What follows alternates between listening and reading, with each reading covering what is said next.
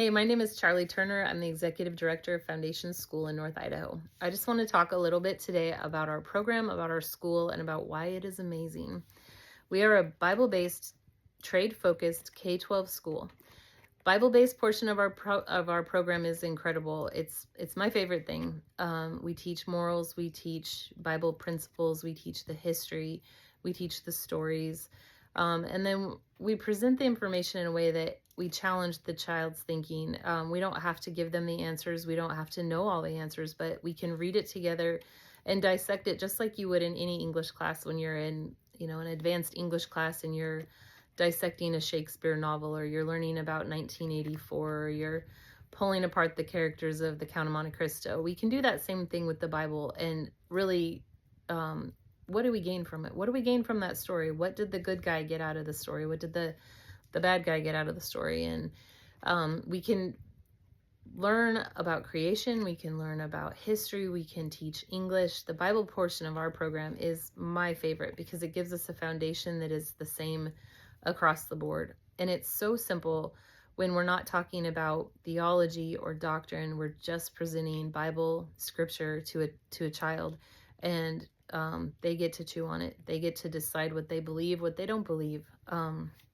We have every type of student you could imagine.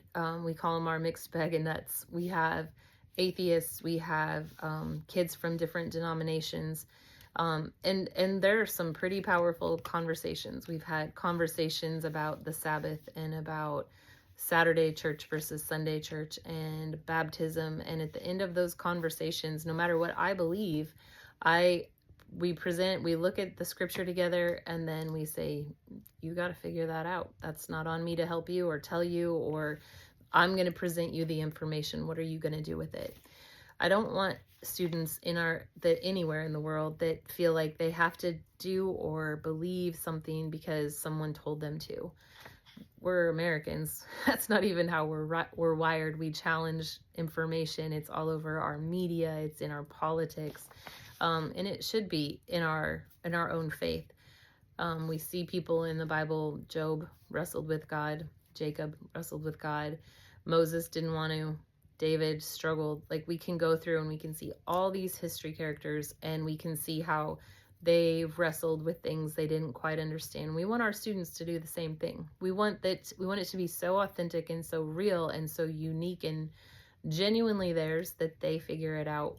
We just walk beside them while they do it.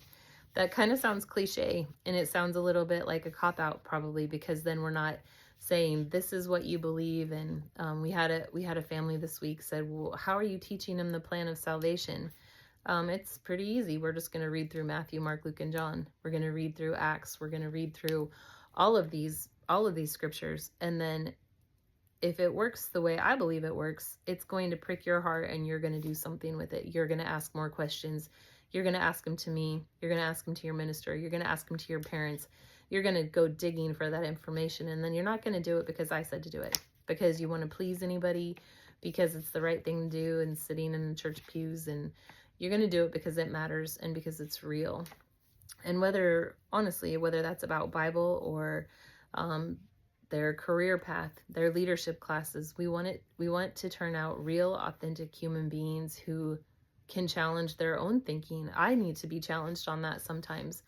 I like to have people in my life that can say, what are you doing? Why are you doing it that way? Or would it be better if you did it this way? And oftentimes other people are right. You can often see things through other people's eyes maybe you didn't see before, if you're humble enough to do that. That's a Bible quality as well. Humility is not something that you teach necessarily in a classroom, in a public school classroom, or in a normal public or educational setting. But teaching humility when the moment is right, teaching kindness when the moment is right, compassion, those are qualities that we get to teach right within our Bible context in our school. The Bible base, again, it's my very favorite. The root of the school was we could see kids that were struggling in our community. We could see how they were hungry for something different. We could see they weren't quite making it in different places. And they were getting into trouble. They were dropping out of school. We don't want that for our students. So We wanted to be able to impart some light on them, and to do that, we incorporated the Bible into our curriculum in every part of it. We are a trade-focused K-12 school.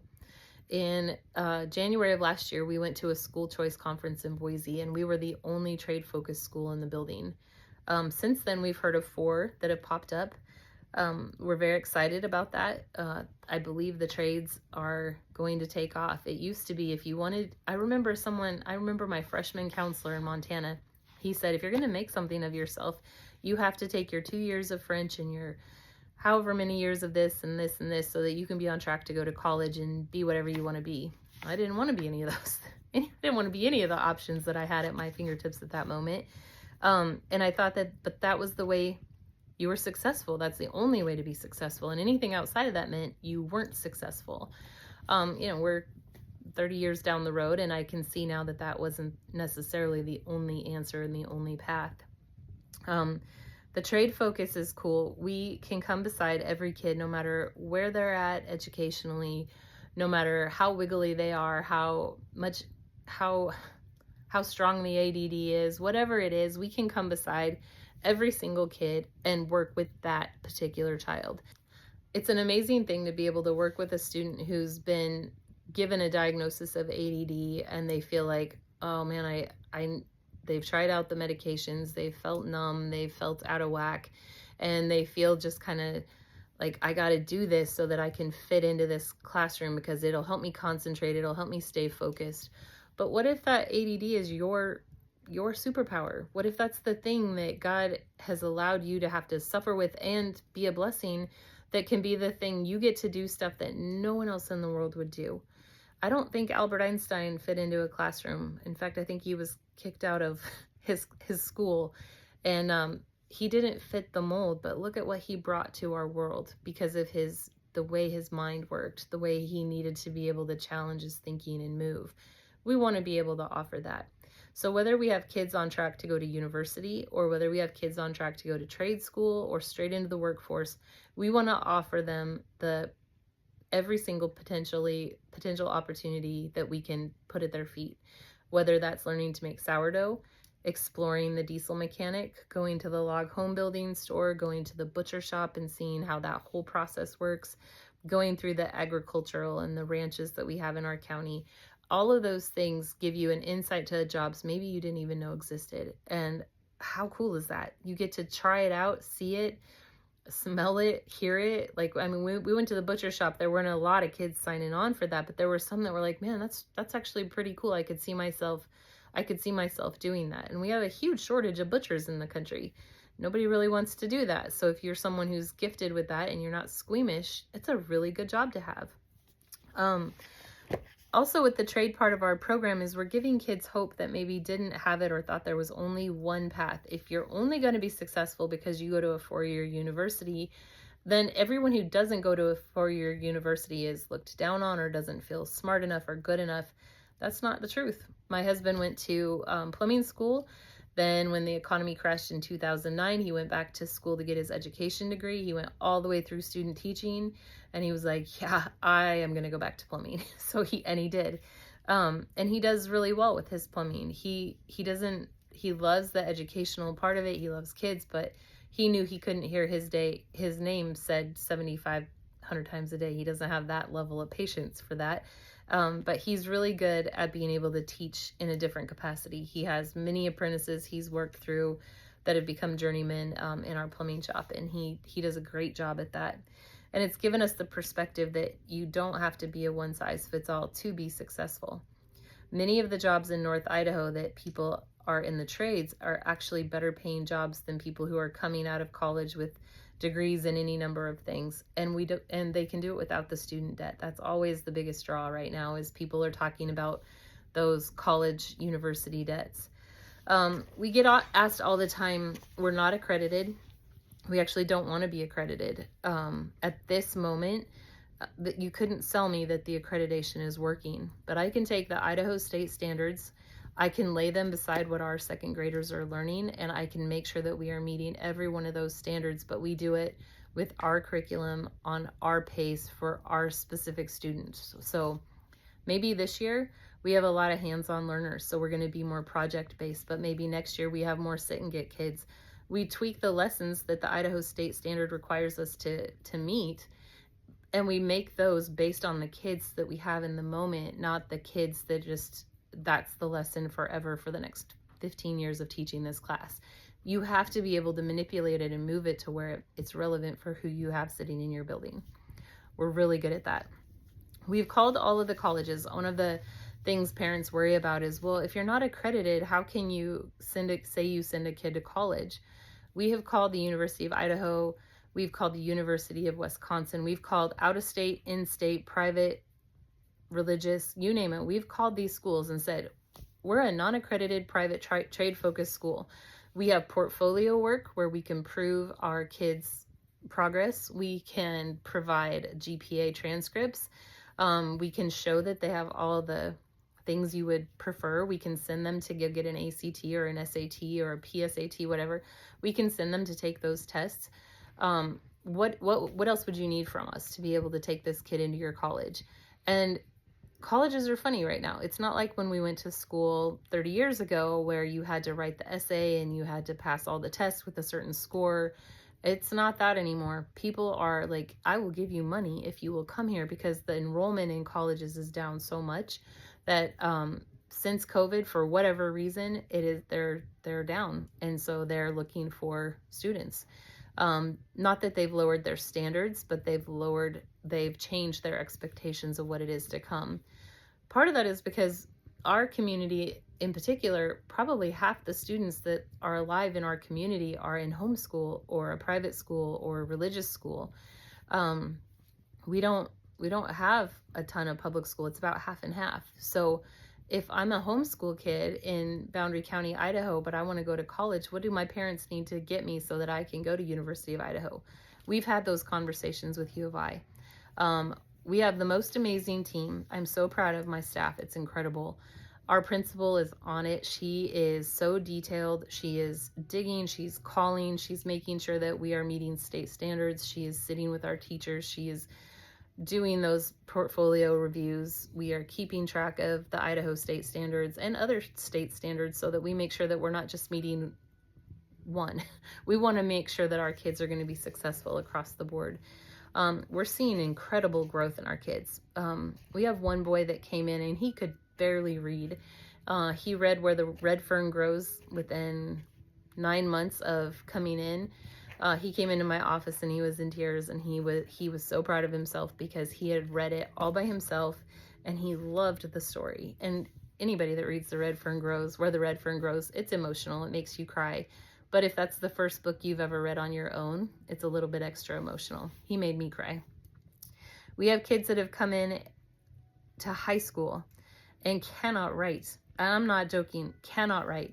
You couldn't decide where the words, there were no spaces between the words, there was no punctuation within the sentences, and really the only words I could pick out were the bad ones. So really working with that particular student, he had been through so much in his life, and he just needed a place where he could exist and have the opportunity. And he ended up, I was so impressed with his writing.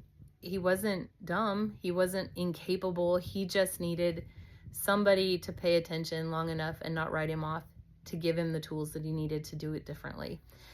He was very capable, very smart, very, very smart young man. That's what we do. We come beside the kids who have trauma, who have perfect lives. There's no such thing. We can come beside whoever you are, wherever you're at whatever point in your story. And if you're willing to work, that's the requirement. You have to be willing to work to come into our program and give it a shot. And we will walk beside you. We will walk beside your family and try to get you to the place where you want to be so that you can have a successful life as an adult. We tell the kids all the time, if you read through the Bible, there is no teenage. There's no teenage years. That's not a word. It's not a free pass between 13 and 19 to be a knucklehead and just do whatever you want. And then, oh man, I turned 20 and now I have to grow up. That growing up, I'm not trying to raise 12-year-olds. I'm trying to raise adults. We're trying to put all the information into them so that they can be successful adults, and most of our kids are so beyond their years mature, and I really attribute that to not treating them like they're children that have a free pass to be knuckleheads for however many years. So we have incredible students, every variety, kids who probably wouldn't even normally speak to each other or be friends in a public school setting or in a social setting. They're friends in our school, and they really genuinely care about each other. They look out for each other. They're intrigued by each other. They want to understand, like, why do you dress like that? Or what are you doing with your hair? Why do you want to go run cross country? Whatever it is, they are so cute how they challenge each other, but they do it in a way that builds friendship and camaraderie, and they really genuinely want to understand each other. So our biggest challenge is, because we are the beginning, we know this is going to grow. We know the trade focus piece of our society, it's shifting. Mike Rowe, I give a lot of credit for that. The dirty jobs guy, he's in there teaching people, like, man, these guys that are doing these disgusting jobs are actually making really good livings. And bringing a focus back to trades. They're just different. They're hands-on. The people that have done them for years, the generations that have, if you grew up in logging in North Idaho, if your dad was a logger, you learned how to be a logger. You were in the woods all summer long. You were using the skidder and all the things. I don't even remember all the things, but I spent several summers doing all that. If you were in mining, I bet you know how to be a miner. If you were in agriculture, I bet you know how to run a tractor. Generationally, we have those kids, but we have people that have moved away from that. And if you're a child that's growing up in an apartment and you're not learning a generational skill from your parents, and you're not a good student, where does that leave you? And so being able to take this batch of random hodgepodge of kids, and some have that generational learning and some don't, and going into a diesel mechanic shop, and they get to see up underneath that car and see how it all comes apart and see how it runs, and they're amazed. They get to try something completely new that they would never have even experienced. But we need people to partner with us to do that. We need people to come and see our school. You need to see it working. You need to see it in action. It is cool. I am such a big fan of giving tours. I would offer a tour to anybody that ever came our way. Our staff is incredible. Our students are unique. They're hungry.